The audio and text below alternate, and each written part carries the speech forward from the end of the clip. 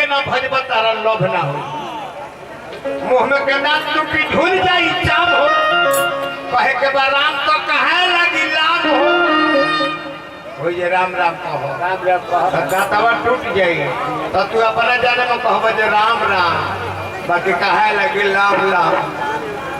लाम लाम हर कीर्तन हो जाए काका हर कीर्तन गाओ बस बाबा तन होने पड़े एक काका तन हर कीर्तन को गाओ तो हरे राम राम राम हरे हरे हरे कृष्ण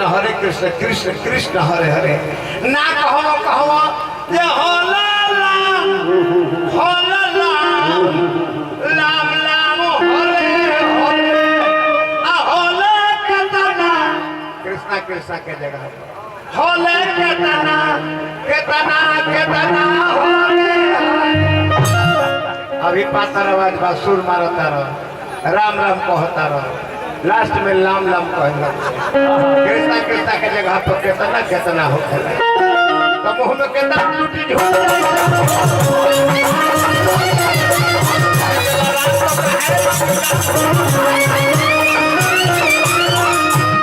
चले हैं कुंवर जी सब नहारा नभा तो भना होई बाबा कुंवर कावा अरे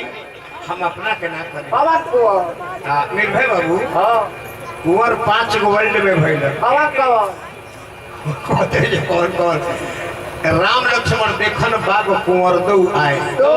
भगवान श्री कृष्ण के भी कुंवर कन्हैया का 1857 के जोधा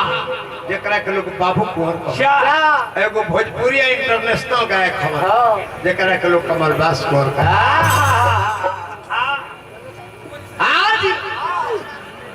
इतनी लय धूम ताल की बदलिया हुई गायक बदल गए मगर कमलवास आज तक नहीं बदला ये सौभाग्य है कि कलाकार को इतना सम्मान मिलता है अपने क्षेत्र में अपने गांव में एक जिले में अपने गांव में भी मुझे वही सम्मान मिलता है जो औरों के जगह मिलता है एक क्षेत्र से निकलकर डुमराव अनुमंडल से लेकर डिस्ट्रिक्ट से लेकर दूसरे प्रमंडलों में भी मैं आज भी उसी तरह से सम्मान कौन ऐसा गायक है जो जिला परिषद बन जाता है ये भोजपुरिया का गौरव है भोजपुरिया लोग मुझे सम्मानित करते हैं जैसे छपरा में भिखारी ठाकुर का स्मारक बनाकर रोड पर खड़ा किया गया है जलालपुर में महेंद्र मिश्र का सम्मान मिला है आज भी छतरी लेकर के जलालपुर चौक पर उनकी मूर्ति लगी है हमें तो जिला परिषद लोग बनाता है ये सबसे बड़ी सौभाग्य की बात होती है ऐसे कौन है